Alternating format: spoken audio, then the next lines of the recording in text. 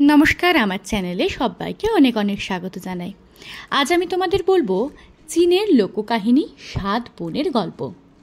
Video শুরু করার আগে বলি, যদি আমার চ্যানেলে নতুন হয়ে থাকো তাহলে চ্যানেলটা অবশ্যই সাবস্ক্রাইব করে রেখো। তাহলে চলো আজকের গল্প শুরু করা যাক। দুনিয়ার যত সব দেশ আছে, চীন হলো আয়তনের দিক থেকে তাদের মধ্যে অন্যতম। আবার সবচেয়ে বেশি লোক বাস করে এই দেশে।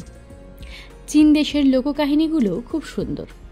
এদেশে রয়েছে নানা ক্ষুদ্র ক্ষুদ্র জাতি, প্রায় সব জাতিরই রয়েছে নানা রকম লোককাহিনী। এরকমই একটি লোককাহিনী 7 বোনের গল্প আজকে আমি তোমাদের শোনাব। সবসময় আকাশে চাঁদ ওঠে, হঠাৎ একদিন চাঁদ উঠল না। অনেক দিন আগের ঘটনা এটি, অথচ সে রাত্রে আকাশ ভরা তারা ঝিকমিক করছিল। আহার জোগাড় করতে করতে 7টা নেগড়ে বাঘ নিজেদের আকার বদলে 7 জন যুবকের রূপ ধরে পাহাড়ের নিচে নেমে গেল। অল্প দূরেই একটি বাড়িতে থাকতো 7টি কুমারী মেয়ে। তারা প্রায় সারাদিনই ঘরে বসে বসে সুতো কাটত। তাদের বাড়ির দরজার একটি ফুটো দিয়ে 7টি নেগড়ে 7 বোনকে দেখল। ভেতরে ঢুকে মেয়ে কটাকে খেয়ে ফেলার জন্য নেগড়ে বাঘগুলো দরজায় ঘা দিতে লাগলো। দরজার সেই ফাঁক দিয়েই 7 বোন বাইরে 7 জন অচেনা যুবককে দেখে অবাক হয়ে গেল। দরজা খোলার সাহস পেল না। মেয়েরা দরজা খুলছে না দেখে নেকড়ে বাঘগুলো বলল, আমাদের ভীষণ খিদে পেয়েছে, আমাদের একটা গরু হারিয়ে গিয়েছে। গরু খুঁজতে খুঁজতে অন্ধকারে আমরা নিজেরাই পথ হারিয়েছি। আমরা কি আপনাদের বাড়িতে রাতটা কাটাতে পারি? 7 বোন বলল, আমাদের বাবা মা বাইরে, আপনাদের এখানে থাকতে দিলে অনেক অসুবিধা আছে, আপনারা কষ্ট করে আরেকটি বাড়িতে যান। নেকড়ে বাঘগুলো বলল, তাহলে আমরা আপনাদের বাড়িতে রাত কাটাতে চাই না, কিন্তু একটু বিশ্রাম না করতে পারলে তো আমাদের চলার সাধ্যটুকুও নেই। আমরা এখানে শুধু একটু বিশ্রাম নেব। কোনো উপায় না দেখে 7 বোন দরজা খুলল। অতিথিদের বসার জন্য 7 বোন চেয়ার এগিয়ে দিল। অতিথিরা চেয়ারে বসার সময় বড় বোনের চোখে পড়ল অতিথিদের প্রত্যেকেরই পিছন দিকে একটা করে লেজ গুটানো আছে। তা দেখে বড় বোন ভীষণ ভয় পেয়ে কাউকে কিছু না বলে পিছনের দরজা দিয়ে পালিয়ে গেল।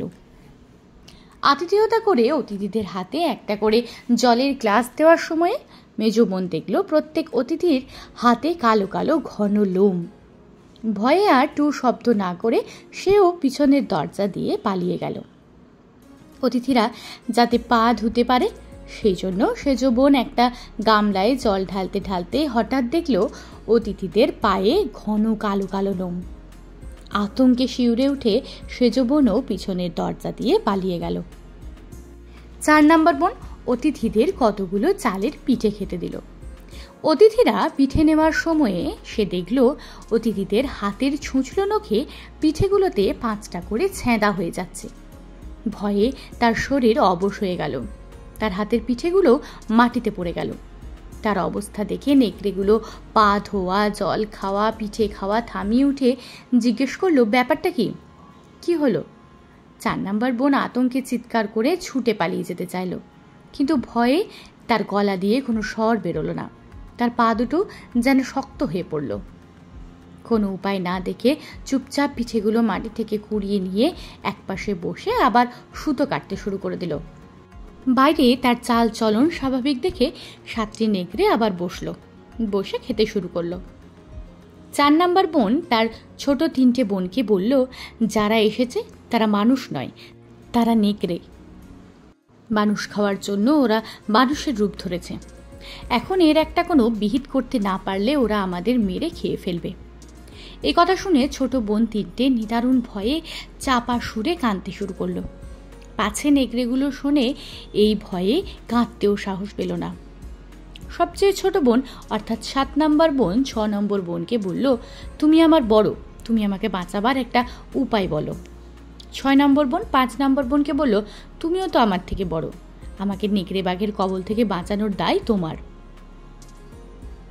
5 নম্বর বোন কিছুক্ষণ হতভম্ব হয়ে থেকে শেষ পর্যন্ত 4 নম্বর বোনকে বলল, আমাদের 4 বোনের মধ্যে তুমিই বড়, তোমার উচিত একটা উপায় বের করে আমাদের সবাইকে বাঁচানো। কিন্তু 4 নম্বর বোন ভালোভাবে বুঝতে পেরেছিল নেকড়ে বাঘদের সামনে থেকে 4 বোনের পালানো খুবই কঠিন। সে ছোট বোন 3টিকে বলল, আমাদের বড় 3 বোন বিপদের সামনে শুধু নিজের কথা চিন্তা করে চুপ করে পালিয়ে গেল। এখন নেকড়েদের বাঘদের কবল থেকে আমাদের বাঁচতে হলে আমাদের নিজেদেরই একটা মতলব বের করতে হবে, নইলে আর রক্ষা নেই। 4 নম্বর বোনের কথায় ছোট 3 বোন সায় দিল। 4 বোনই বসে বসে সুতো কাটবার ছলে ফিস ফিস করে পরামর্শ করতে লাগলো। 4টি চরকার বন বন শব্দের ধরন ক্রমে ক্রমে বদলে গেল। চাপা কান্নার শব্দ যেন থেমে গেল। মাথা ঘামিয়ে 4 বোন একটা চমৎকার মতলব বের করলো। একটু পরে 4 নম্বর বোন উঠে দাঁড়িয়ে নেকড়ে বাঘদের বলল, আমাদের ভীষণ ঘুম পেয়েছে, আপনাদের কি খাওয়া শেষ হয়নি? নেকড়েগুলো বলল, বেশি রাত তো হয়নি, তাছাড়া তোমাদের বড় 3 বোন এখনো ফিরে আসেনি, তোমরা বরং আগুনের কাছে এসে বসো, গা গরম হবে।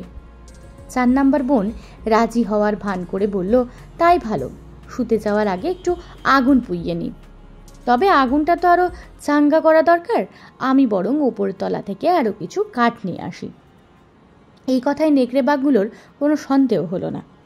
4 বোন ঘর থেকে বেরিয়ে কাঠের সরু সিঁড়ি বেয়ে ওপরে উঠল। একটু পর উপরতলা থেকে সে তার ছোট বোন 3টিকে ডেকে বলল, আমি একা এত কাঠ বয়ে আনতে পারছি না, তোমরা তাড়াতাড়ি এসো, তোমরাও কিছু কাঠ বয়ে নিয়ে যাবে। এই কথাই ছোট বোন 3টিও সেই ঘর থেকে বেরিয়ে উপরতলায় উঠল। নিচে 7টা নেকড়ে বাঘ পিঠে খেয়ে বসে আগুন পোহাতে অপেক্ষা করতে লাগলো কখন 4 বোন কাঠ নিয়ে ফিরবে। বহুক্ষণ কাটল, তবু 4 বোনের ওপর থেকে ফেরার নাম নেই। শেষে নেকড়েগুলোর আর ধৈর্য রইল না। নেকড়েগুলোর মধ্যে যে সবচেয়ে বড় সে লাফ মেরে মেয়েগুলোর খোঁজ নিতে গিয়ে আর ফিরে এলো না। এরপর আরও 2 নেকড়ে একে একে ওপরে গেল দেখতে, কিন্তু কেউই নিচে আর ফিরে এলো না। বাকি 4টে নেকড়ে ব্যাপারটা বুঝে উঠতে পারল না। তবে তাদের মনে হলো ওপরে কোনো অঘটন ঘটেছে, একা একা উপরে যাওয়া ঠিক হবে না। 4 নম্বর নেকড়ে বাকি 3টে নেকড়েকে তার পিছনে লাইন দিয়ে দাঁড় করালো। প্রত্যেক নেকড়ে তার সামনের নেকড়ের লেজ শক্ত করে ধরে রইল। তারপর মজবুত লাইনবন্দি অবস্থায় নেকড়েগুলো কাঠের সরু সিঁড়ি বেয়ে ওপরে উঠতে লাগলো।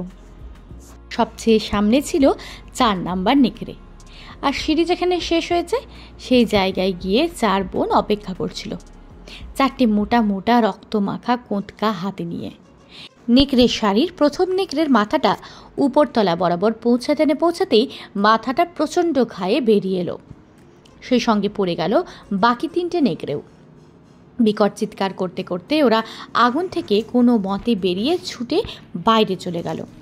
বোন 4টেও তাড়াতাড়ি নিচে নেমে দরজায় খিল এঁটে দিল। ওদের খিল আটতে দেখে নেকড়ে 3টে বুঝতে পারলো 4 বোন ফন্দি করে ওদের এই হাল করেছে আর আগের 4টে নেকড়েকে শেষ করে দিয়েছে। এটা বোঝা মাত্র নেকড়েগুলো ক্ষেপে গেল। প্রচণ্ড আক্রোশে ওরা ওদের আসল রূপ ধরে বন্ধ দরজার উপর বারবার ঝাঁপিয়ে পড়তে লাগলো। বারবার গর্জন করে থাবা মেরে দরজা ভেঙে ফেলার চেষ্টা করলো, কিন্তু দরজাটা ছিল খুব শক্ত। অনেক চেষ্টা করে ওরা দরজাটা একটুও নড়াতে পারল না। তারা পিছনের দরজা দিয়ে কোনো কায়দায় বাড়ির ভেতরে ঢুকতে চাইল, কিন্তু দেখা গেল পিছনের দরজাটাও শক্তভাবে বন্ধ। হঠাৎ পিছনের দরজার কাছে 5 নাম্বার নেকড়ে একটা পিঁপে দেখতে পেল। পিঁপের ঢাকনাটা যেন পুরোপুরি লাগেনি। 5 নাম্বার নেকড়ে উকি মারতেই তার চোখে পড়ল দুল পড়া একটা কান। সঙ্গে সঙ্গে নেকড়েটা এক কামড়ে পুরো কানটা ছিঁড়ে নিল। ওদিকে 6 নাম্বার নেকড়ে ঘোরাঘুরি করতে করতে দেখতে পেল মাথার উপর একটা গাছের ডাল থেকে কার যেন একটা পা ঝুলছে। নেকড়েটা লাফ দিয়ে উঠে এক কামড়ে সেই পায়ের একটা আঙুল ছিঁড়ে নিল। পাটা ছিল মেজ বোনের। সে পালিয়ে এসে গাছের উঠে লুকিয়েছিল, কিন্তু একা একা ভয়ে সে স্থির থাকতে পারছিল না। তাতেই নেকড়ে বাঘটা তার পা দেখতে পেয়েছিল। তাড়াতাড়ি পা গুটিয়ে নিতে পারার আগেই নেকড়েটা তার পায়ের আঙুল কামড়ে ছিঁড়ে নিয়েছিল। আর ওই যে দুল সমেত কানটা, সেটা ছিল বড় বোনের। পর 7 নাম্বার নেকড়ে দেখতে পেল ঝোপের ভেতরে কারো একটা হাতের মতো অংশ দেখা যাচ্ছে। সে তখন ঝাঁপিয়ে সেই অংশটা খেয়ে ফেলল। সেটা ছিল সেজ বোনের হাত। সেজ বোনের হাতের একটা অংশ নেকড়েটা তখন খেয়ে ফেলেছে। স্বার্থপরেরা সবসময় ধরা পড়ে, ক্ষতির সম্মুখীন হয়। এখানে তাই ঘটল। বড় বোন, মেজ বোন, সেজ বোন শুধু তাদের ভীরুতার জন্য নয়, তাদের স্বার্থপরতার জন্য ক্ষতিগ্রস্ত হলো। অথচ তাদের ছোট 4 বোন জোট বেঁধে কৌশল করে 4টে নেকড়ে বাঘকে জব্দ করে তাড়ালো।